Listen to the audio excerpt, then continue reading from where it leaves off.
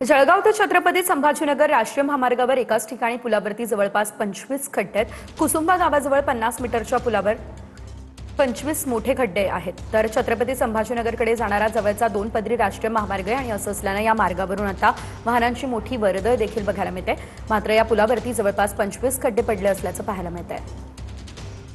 जळगावहून छत्रपती संभाजीनगरकडे जाणाऱ्या महामार्गावर कुसुंबा गावानजीक पुलावर एकाच ठिकाणी जवळपास 20 ते 25 खड्डे असल्याचं पाहायला मिळतं आहे। एकाच ठिकाणी महामार्गावर हे 25 खड्डे या ठिकाणी पडलेले आहेत। आपण आता खड्ड्यांची लांबी बघणार आहोत।